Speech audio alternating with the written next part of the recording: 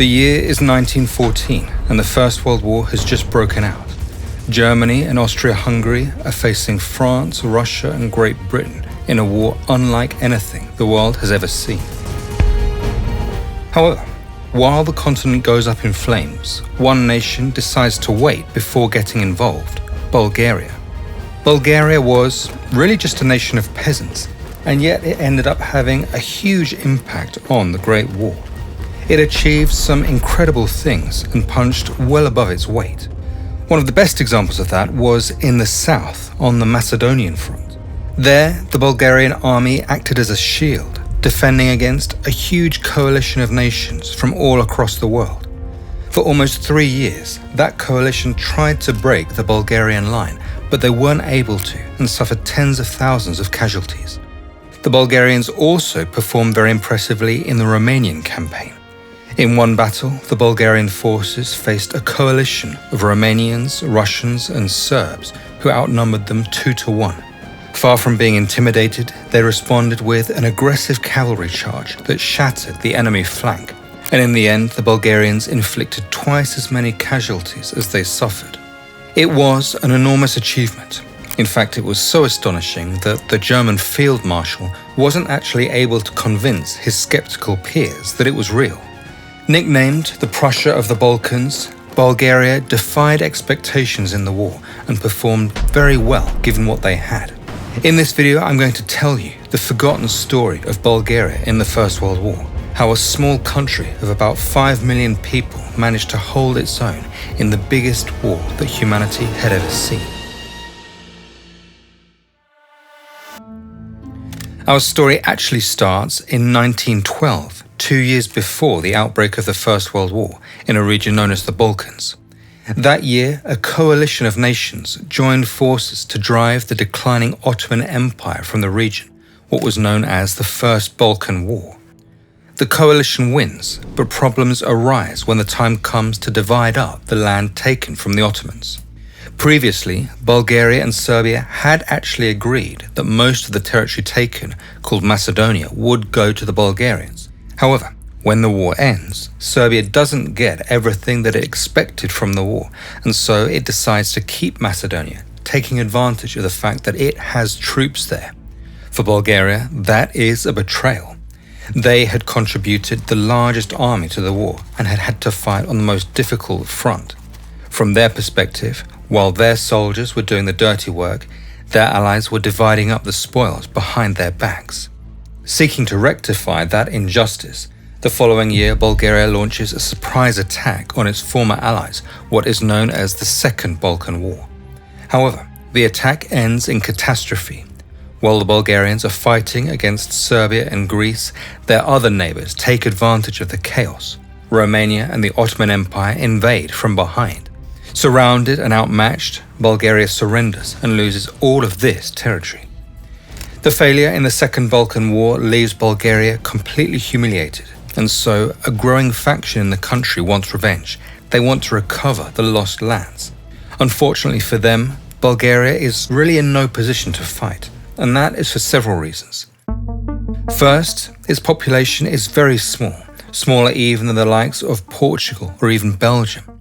Second, 80% of its economy is agrarian and lacks heavy industry. Without factories, it's impossible to produce uniforms, machine guns, or artillery on a large scale. Much of its weaponry is imported from France or Russia, which creates a third problem. After the Balkan Wars, relations with those nations are broken, and so obtaining spare parts is a nightmare. The loss of the alliance with Russia is especially bad news, as Russia had historically been Bulgaria's protector. By losing Russian backing, Bulgaria also loses access to loans from France and the United Kingdom, Russia's allies. In urgent need of money, Bulgaria turns to Germany, Russia's political rival. It accepts a large loan from Germany, tightening its relationship with them. That decision would have major consequences later on. Fast forwarding to June of 1914, and the heir to the Austro-Hungarian Empire is assassinated in Bosnia. That act of terrorism leads to an astonishing escalation into what would become the First World War. The Central Powers, Germany and Austria-Hungary, faced the combined forces of Serbia and the Entente, Russia, France and Britain. As for Bulgaria, initially it declares neutrality. Bulgaria is aware of its weakness, and so the idea of another war is rejected by many. The sentiment of the Bulgarian peasants was well summed up by a newspaper of the time. It wrote, "We are not against unification, but the blood of Bulgaria's sons is more valuable than any expansion." However, the government is more open to a war. Their priority is to recover some of the territories lost in the Balkan War of the year before, and so they bide their time and wait for the right moment. In late 1914, another participant enters the war as the Ottoman Empire joins the Central Powers. That all of a sudden makes Bulgaria extremely important for both sides of the conflict. Its geographical position makes it a huge asset for whichever side it decides to ally with. If Bulgaria allies with the Central Powers, it can help invade Serbia and connect the empires. If it joins the Entente, it can keep the Central Powers geographically divided, isolating the Ottomans and potentially saving Serbia. Because of that, both sides begin desperately trying to court Bulgaria to join their side. Unfortunately for the Entente, they simply can't offer Bulgaria what it wants most, Macedonia. That territory belongs to their ally, Serbia, which has no intention of giving it up. The Central Powers, on the other hand, can offer Bulgaria everything that it wants, not only Macedonia, but also the rest of the territory that it lost in the Balkan Wars. On top of that, Germany promises to send all of the war materiel needed to fight: rifles, ammunition, uniforms, and even aircraft. Faced with such a tempting offer, Bulgaria joins the Central Powers in September of 1915. Bulgaria is now involved in the biggest war in human history. Before I tell you about how Bulgaria performed in the war, I'd like to tell you about the sponsor of today's video, Lumo. Lumo is the AI tool for people who care about privacy. Think of it as like a ChatGPT or Gemini, but with one crucial difference. Lumo respects your data. Unlike other AIs, Lumo keeps no chat logs, and your information is never used for training models or sold to third parties. You can create dedicated, synced workspaces for recurring projects or open a temporary ghost chat that vanishes when closed. With Lumo 2.0, you can now generate or even edit images, search the web in real time, and the AI remembers the context of your previous conversations, so you never have to start from scratch. Thanks to Lumo's zero-access encryption, your data is stored securely on your device, accessible only by you. Built on Proton, the gold standard of digital privacy, Lumo runs on open-source models, so anyone can verify the code is private and secure. Try Lumo today. Go to proton.me/Henry Stewart or click the link in the description. Now, let's get back to the video. So, Bulgaria joins the Central Powers in September of 1915, and pretty much the first thing that it does is help with an invasion of Serbia. For a year, the Serbians had been able to resist the Austro-Hungarian attacks, but with Bulgarian support, the Central Powers launch a devastating offensive. The Bulgarian army attacks from the eastern flank and advances with relentless ferocity. Despite being mostly peasants, those soldiers are experienced. They're the same generation of men who fought in the Balkan Wars 2 years earlier. They move fast, capturing key cities. Crucially, they also managed to defeat the French and British forces who had been sent to help. Within just 2 months, Serbia is crushed.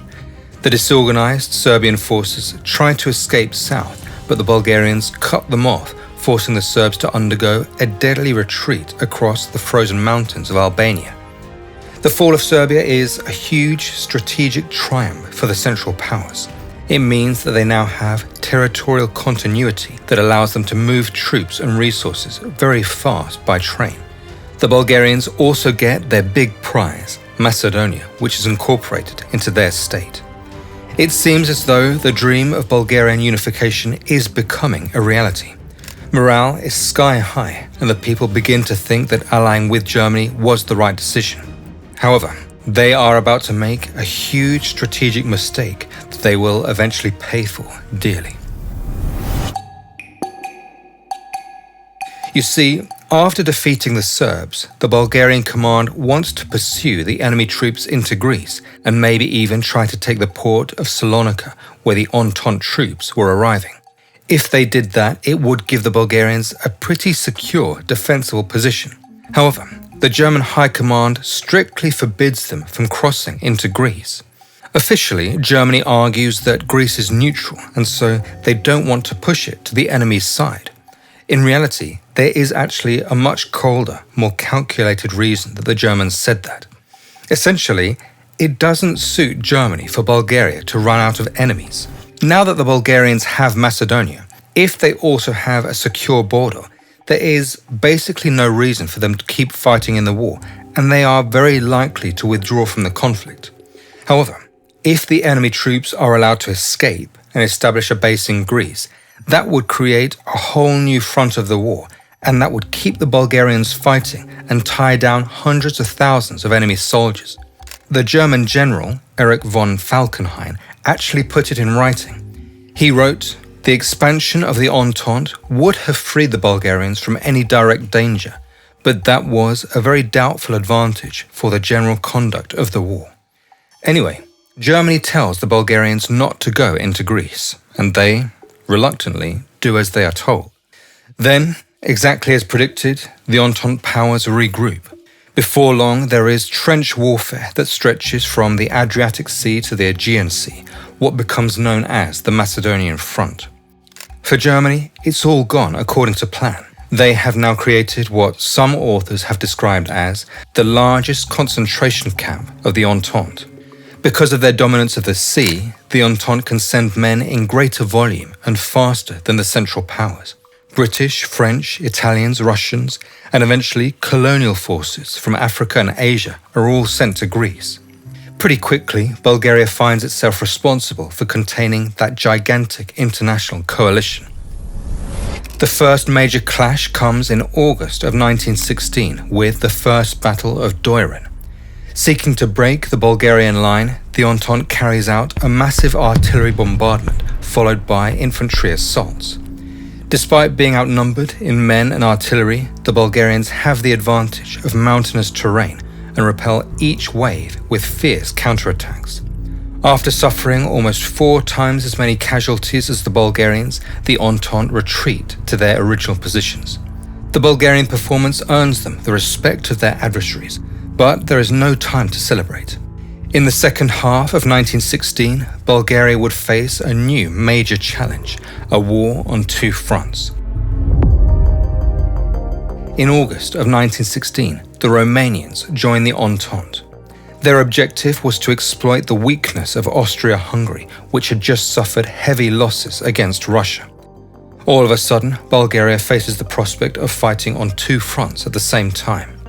In the south, the Entente seizes the moment and launches an offensive on a scale never before seen on that front, what is known as the Monastir Offensive. The Serbian soldiers who managed to escape into Greece have been re-equipped by the French and now join the front. Serbian and French forces push back the Bulgarian lines. The Bulgarians are paying the price for not finishing the Serbs off when they had the chance. The Bulgarians fight tenaciously, but their forces are stretched to the limit, so they can't do much against the 300,000 soldiers that they're fighting. The Great Offensive drives the Bulgarian lines back to a city called Monastir. The Bulgarians are reluctant to abandon the city for symbolic reasons, but at the insistence of the German command, they ultimately do so in November of 1916. Although the loss of the city is a hard blow for Bulgarian morale, strategically, the Entente offensive does turn out to be a failure. The Bulgarians are able to stabilize the front, and they now have shorter supply lines. Also, the Entente has paid an exorbitant price for the offensive, about 130,000 casualties, a third of the men involved. Perhaps most importantly of all, the offensive has failed to stop what's happening in the north, in Romania. In September of 1916, the Bulgarian army, supported by the Germans and the Ottomans, invades Romania. Their first obstacle is the imposing fortress of Tutra Khan. In a fierce assault, the Bulgarians capture the fortress in just 5 days. They suffer 9,000 casualties, but take nearly 30,000 prisoners, a resounding success. For the Romanians, the fall of their fortress and the loss of so many men is a heavy blow to morale. It also forces them to divert men away from fighting against Austria-Hungary. One of the Bulgarians' biggest assets in the whole campaign is actually an incredibly competent cavalry commander, a man named Ivan Kolev. In an era where barbed wire and machine guns had made horses obsolete, Kolev revolutionizes military tactics. His riders are trained to dismount and fight in the trenches. However, the true innovation is how they use firepower. Kolev integrates machine gun squadrons and mobile artillery directly into his cavalry regiments. The result is a fast-moving shock force that can appear where the enemy least expects, weaken it with overwhelming firepower, and deliver the finishing blow with a cavalry charge. It is a kind of blitzkrieg on horseback. One of Kolev's greatest moments is at the Battle of Dobrich, where, despite being outnumbered 2-1, Kolev leads an aggressive charge into the enemy's rear and flank, inflicting heavy casualties. After an intense fight, the stunned Entente forces are forced to retreat. Kolev's achievements are spectacular, so much so that the German Field Marshal awarded him the German Iron Cross. The German Field Marshal reportedly said to Kolev, "Until now, the conviction existed that a cavalry attack against infantry was impossible. You, with several examples, have refuted this. Many high cavalry commanders, comrades of mine, envy you, and I cannot convince them by letter that what you've done is an accomplished fact." With the help of Kolev, southern Romania is quickly overrun. Later that year, the Romanian capital is taken by the Central Powers, and most of the Romanian territory is occupied. Its vast oil and grain resources are seized. By that point, Bulgaria has achieved practically everything that it wanted at the start of the war. It has Macedonia, and should soon get the lands that it wanted from Romania. Also, in the south, the Entente forces are fairly well contained. There, the Bulgarians have built one of the most formidable defense systems of the entire war. Multiple lines of trenches, concrete shelters, and fortified artillery positions on difficult mountainous terrain. Throughout 1917, the Entente keeps trying to break the Bulgarian line, but they aren't able to and suffer tens of thousands of casualties. On the surface, Bulgaria seems to be invincible, but that hides a terrible situation going on inside the country.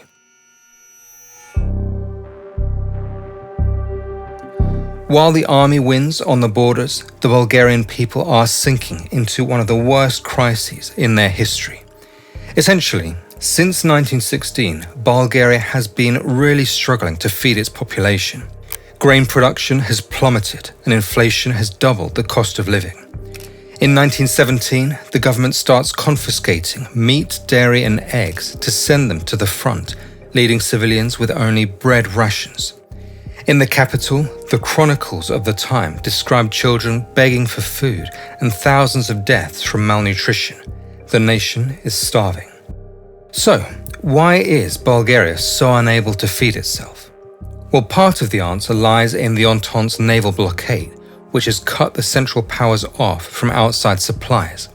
However, really, the main culprit is Bulgaria's war policy, in particular the sheer number of men that they've conscripted. Throughout the conflict, Bulgaria mobilized about 1.2 million men, an absurdly high figure given that it only had a population of about 5 million. In fact, Bulgaria actually had the highest mobilization rate of any country in the Great War, including the major powers.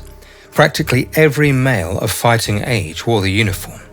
By sending nearly half of the male population to the front, Bulgaria's fields were left without labor. Agricultural tasks fall to the elderly, women and children who are simply not able to keep up. Bulgaria's allies make the situation worse. German and Austrian soldiers have much higher wages, and so they're able to empty the Bulgarian food markets and create a massive black market. Corrupt officials facilitate the smuggling of food on trains, falsely labeling it as war material. The hungry Bulgarian soldiers watch bitterly as German troops eat food that was confiscated from their own families. On top of that, resentment towards the Germans arises because of disputes over the conquered territories. For example, after Romania was conquered, Bulgaria received only a fraction of the territory that it had been promised. However, as much as the Bulgarians are dissatisfied, they aren't able to pull out of the war. If they did, they would probably be taken over by the Germans, who already had a lot of control over the country. Essentially, Bulgaria finds itself trapped in a war of attrition for the benefit of foreign interests.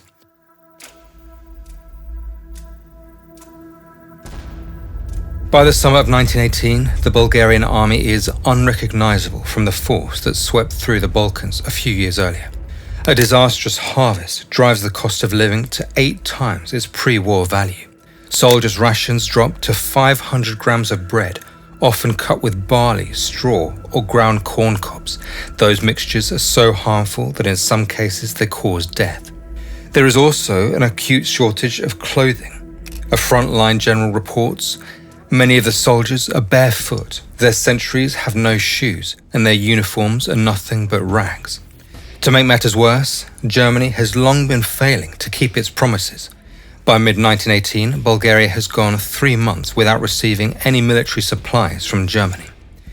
The real turning point comes when the German High Command decides to stake everything on one final huge offensive on the Western Front, the Spring Offensive. In preparation for that, Germany withdraws its divisions and artillery from the Macedonian Front. All of that causes even more resentment amongst the Bulgarians. They feel that their front is getting abandoned at a time when the enemy forces are stronger than ever. Officials lose control of their units as hundreds of soldiers warn that they won't fight if their families continue to go hungry. The Bulgarian army is weaker than it's ever been, and the Entente is not going to pass up that opportunity. In September of 1918, the Entente launches a huge offensive from the south, the Vardar Offensive. Unlike the exhausted Bulgarians, the 700,000 Entente forces are at the peak of their morale, and their equipment is state-of-the-art. The main attack concentrates on Dobra Pol, where the Entente outnumbers the enemy 3-1 in infantry and 4-1 in artillery. The Bulgarian line collapses and a chaotic retreat ensues. The front that had held for almost 3 years has broken in just 4 days. The Bulgarian government tries desperately to reorganize the army, but the soldiers have had enough. Thousands desert and march towards the capital, seeking to punish the leaders who dragged them into the war. Now the revolt is suppressed, but even so, the war is lost.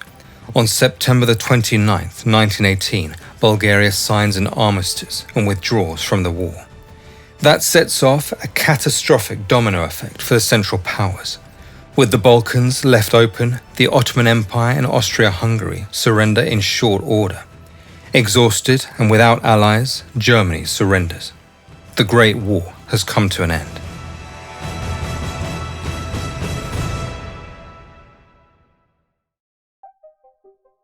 After the war, some German generals did attempt to blame the Bulgarians for the loss. However, the Bulgarians didn't lose out of cowardice or incompetence. They lost because the impossible was being asked of them, to sustain total mobilization indefinitely without food or supplies. Overall, as we've seen, Bulgaria did have some very strong performances on the battlefield. Of course, its most important contribution was on the Macedonian Front, where it tied down hundreds of thousands of soldiers for years. In fact, the historian Richard C. Hall has argued that had Bulgaria not held that front as well as they did, it is possible that the Central Powers would have collapsed as early as 1916. After the war, Bulgaria was forced to return all the occupied territories along with additional lands. They had to pay reparations worth millions and reduce their army to practically a symbolic force of about 20,000 men. The dream of a greater Bulgaria was shattered, plunging the country into a deep crisis of national frustration. That state of bitterness and humiliation paved the way for Bulgaria 20 years later to become involved in another war, once again seeking to recover what it had lost, that time alongside Adolf Hitler. Thank you for watching the video. If you're interested in learning how Bulgaria's military performance and that of other nations in the First World War compares, click the video appearing on the screen right now.